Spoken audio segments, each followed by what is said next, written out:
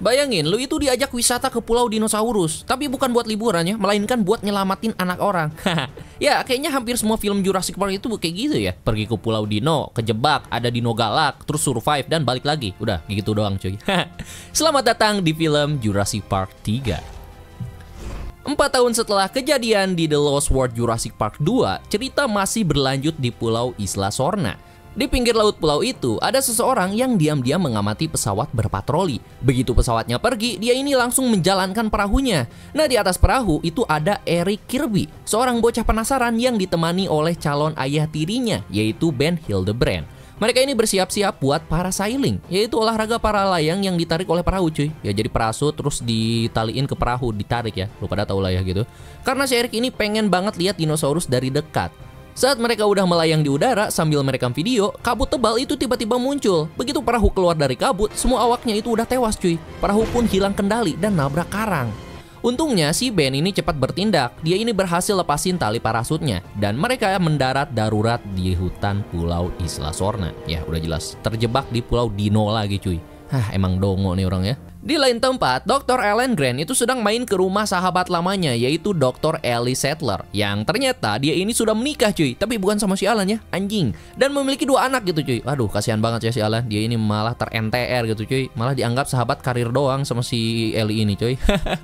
Saat makan, Alan ini cerita soal penemuan barunya, yaitu fosil raptor. Dia ini bilang kalau ternyata raptor itu bukan cuman buas, tapi juga sangat cerdas. Bahkan Alan nemuin rongga suara di tengkoraknya, yang artinya raptor ini bisa saling komunikasi. Mereka ini punya bahasanya sendiri. Malamnya, Alan pamit pulang. Ellie bilang kalau Alan itu bakalan tetap menjadi sahabat terbaiknya. Kalau suatu saat Alan butuh bantuan, dia pasti siap membantu.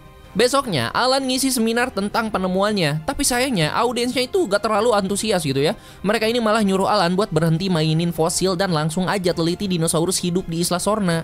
Alan pun langsung kesel ya mendengar hal itu. Dia bilang kalau dinosaurus di Isla Sorna itu bukan makhluk alami, tapi monster buatan manusia yang gak bertanggung jawab. Dia juga bersumpah gak bakalan ke pulau itu lagi, apapun alasannya.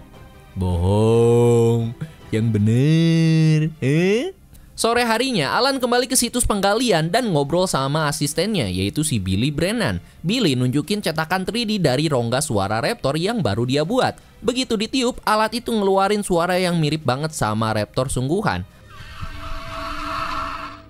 Alan pun sangat kagum.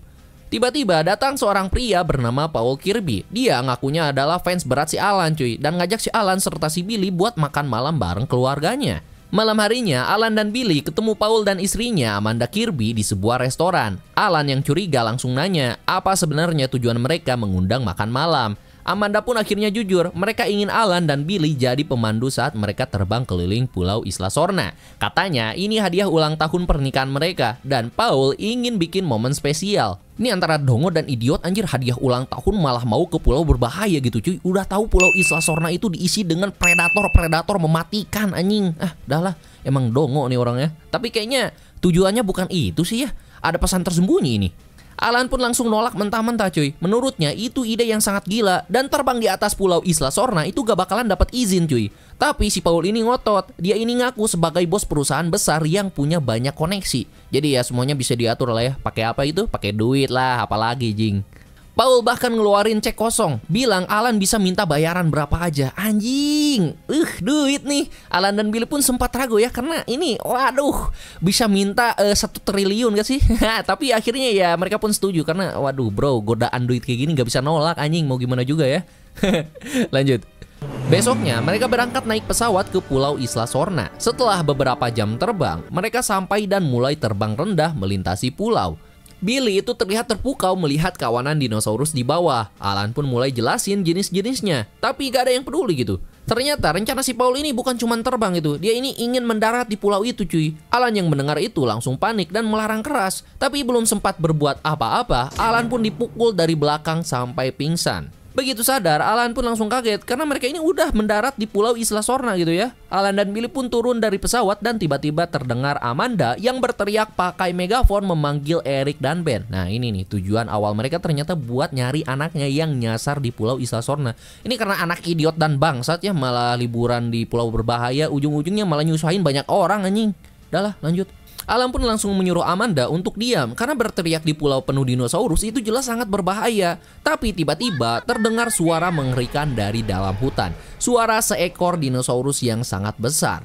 Salah satu anak buah Paul itu muncul sambil lari ketakutan. Semua orang itu langsung panik dan buru-buru masuk ke dalam pesawat, bersiap untuk kabur. Tapi ternyata masih ada satu orang di luar yang minta pesawatnya berhenti. Sayangnya pilot menolak. Seekor Spinosaurus raksasa pun muncul dan langsung mencaplok orang itu. Gak cuman itu, Spinosaurus juga nabrak mesin pesawat sampai rusak parah. Pesawat pun akhirnya harus mendarat darurat dan malah nyangkut di atas pohon. Untungnya semua orang itu selamat. Karena komunikasi rusak, salah satu pilot itu mencoba memakai telepon satelit milik si Paul. Tapi sebelum sempat telepon, tanah bergetar. Spinosaurus itu muncul lagi.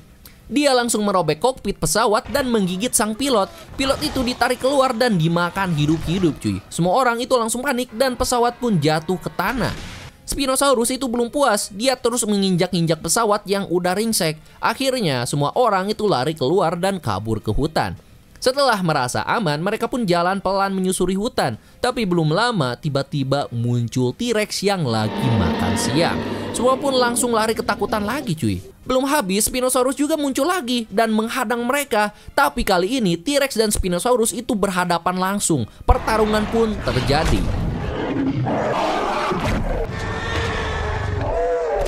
Sayangnya di pertarungan itu T-Rex yang garang itu malah kalah cuy, karena ya ukurannya itu kalah besar gitu ya. Jadi Spinosaurus pun berhasil membunuh T-Rex dengan cukup mudah. Setelah berhasil kabur dari Spinosaurus, Alan akhirnya memaksa Paul buat jujur. Apa sebenarnya tujuan mereka pergi ke Pulau Isla Sorna ini?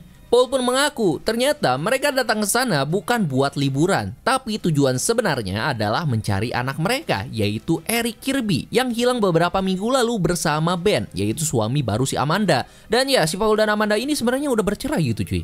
Paul pun bilang kalau dia ngajak Alan karena ngira kalau si Alan ini hafal banget dengan pulau ini. Tapi si Alan ini langsung menyangkal gitu cuy. Dia ini bilang kalau dia gak pernah pergi ke Pulau Isla Sorna. Yang pernah dia datangi itu Pulau Isla Nublar, pulau yang berbeda gitu cuy. Alan pun makin kesal dan memutuskan untuk jalan ke arah pantai berharap bisa cari bantuan. Anak buah Paul yang ketakutan akhirnya ikut juga. Daripada mati konyol di hutannya kan, mending ikutin si Alan gitu cuy. Mereka balik lagi ke puing-puing pesawat buat ngambil barang-barang yang masih bisa dipakai. Di sana Billy mulai curiga dan nanya soal bisnis si Paul. Paul akhirnya ngaku kalau dia itu bukan orang kaya cuy. Bukan pemilik perusahaan gede, tapi cuman penjual cat biasa. Anjing, kena scam coy. Bayangin, ini pekerjaan hidup dan mati ditawari dengan cek unlimited ya, duitnya bebas mau isi berapa aja. Ternyata malah scam doang bangsat. Alan itu makin jengkel. Dia sadar kalau dia itu sudah dibohongi dan sekarang itu terjebak di pulau penuh dinosaurus tanpa bayaran, tanpa rencana, dan tanpa harapan cuy. Mereka pun lanjut jalan. Di tengah perjalanan, mereka nemu parasut yang nyangkut di atas pohon. Ternyata itu parasut milik si Eric. Mereka juga nemu kamera video milik si Eric. Setelah diganti baterainya, mereka nonton rekaman terakhir. Dari rekaman itu, mereka pun tahu kalau si Eric itu berhasil mendarat dengan selamat. Nah, masih ada harapan nih, si Eric ini masih hidup kayaknya. Billy diminta simpan parasutnya, siapa tahu nanti itu bakalan berguna. Tapi pas parasut diturunin, tiba-tiba ada tengkorak manusia yang jatuh. Itu adalah jenazah si Ben. Amanda pun langsung histeris ngelihat suami barunya udah meninggoy. Paul pun langsung buru-buru nenangin si Amanda. Tapi tak lama kemudian dia ini sadar kalau ada yang aneh di sekitar mereka. Ternyata mereka ini lagi berada di tengah sarang raptor. Ada banyak telur di sana. Mereka pun pelan-pelan melanjutkan perjalanan keluar dari sarang raptor itu. Sampai akhirnya mereka tiba di puing-puing bangunan milik InGen yang sudah lama ditinggalkan. Mereka masuk ke dalam bangunan tua peninggalan InGen buat cari pertolongan. Amanda coba telepon, tapi udah mati total gitu cuy. Mereka pun cuma nemu sedikit makanan di lemari dan lanjut menyusuri ruangan.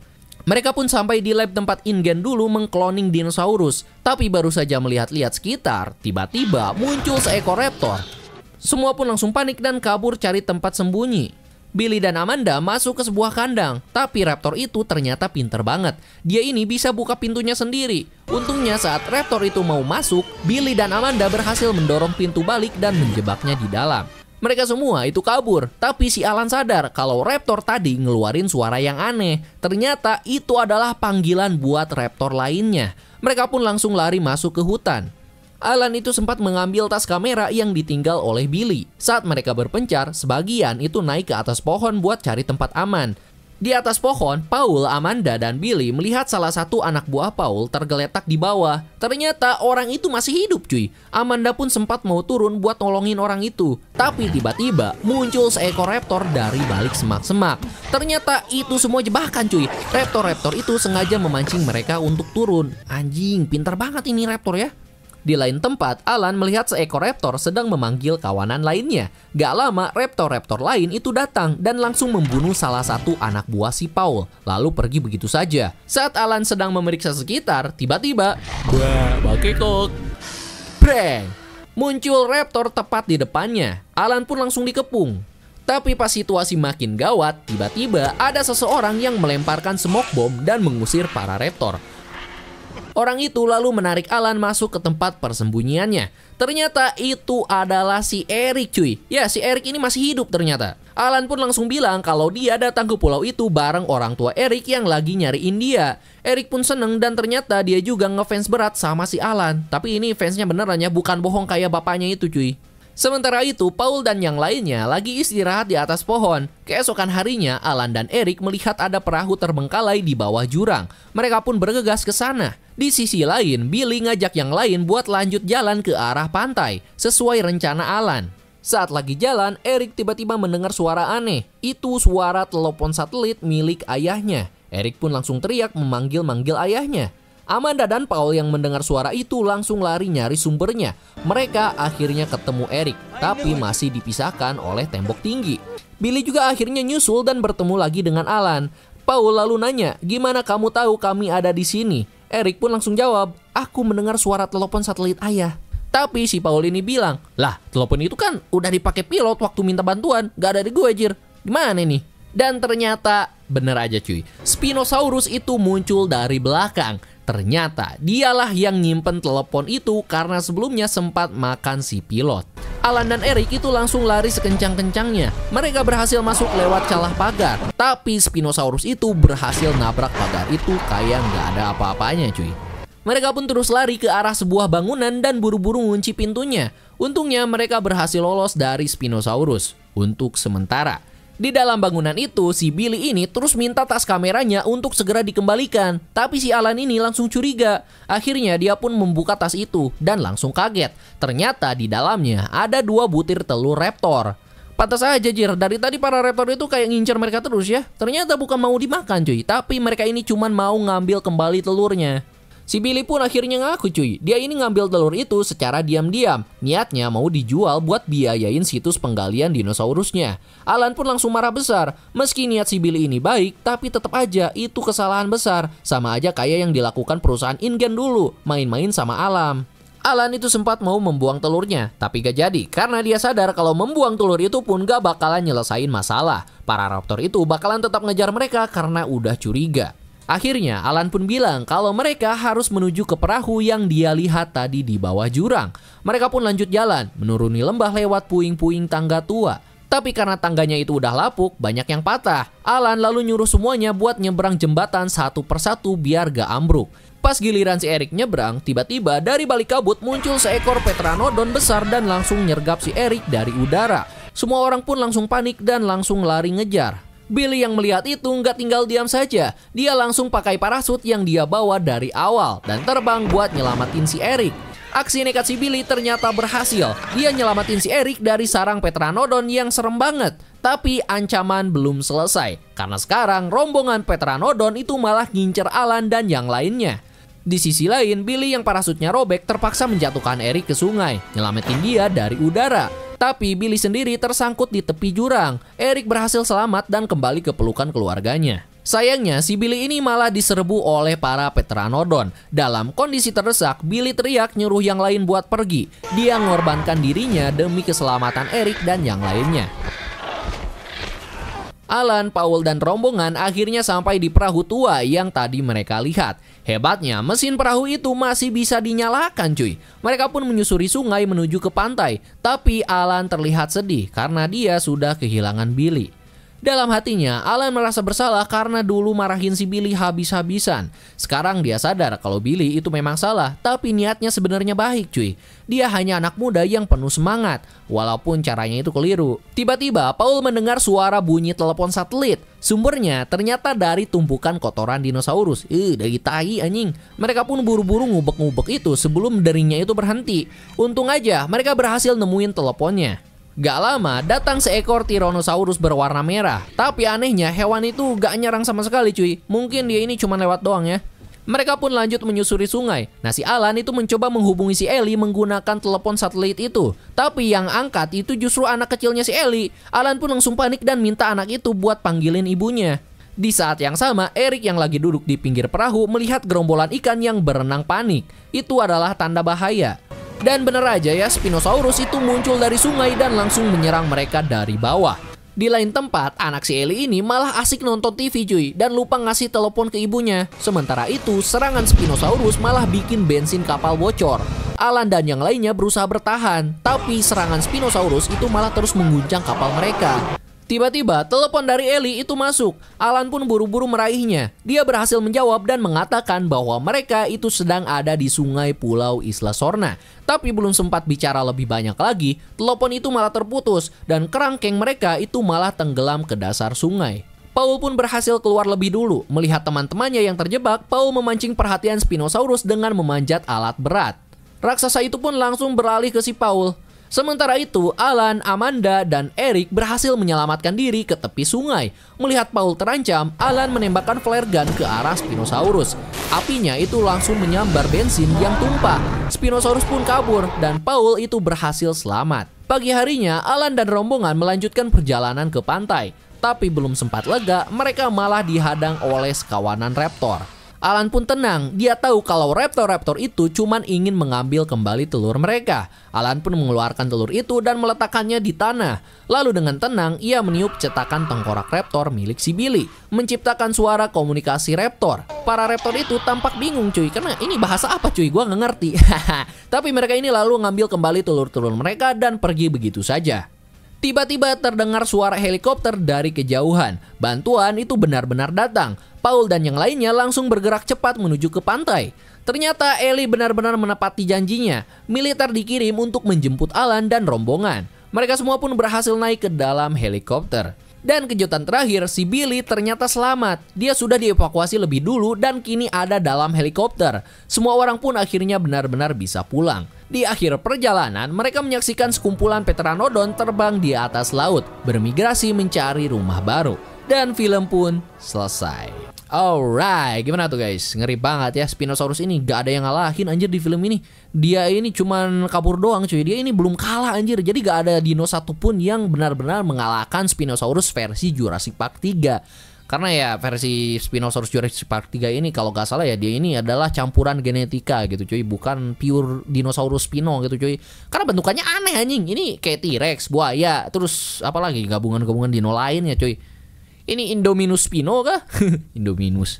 Oke, thank you banget buat kalian semua yang udah nonton video ini dari awal sampai akhir. Bersama gua pengacara, pengangguran banyak acara. Jangan lupa klik like dan subscribe. Dan sampai jumpa di video berikutnya.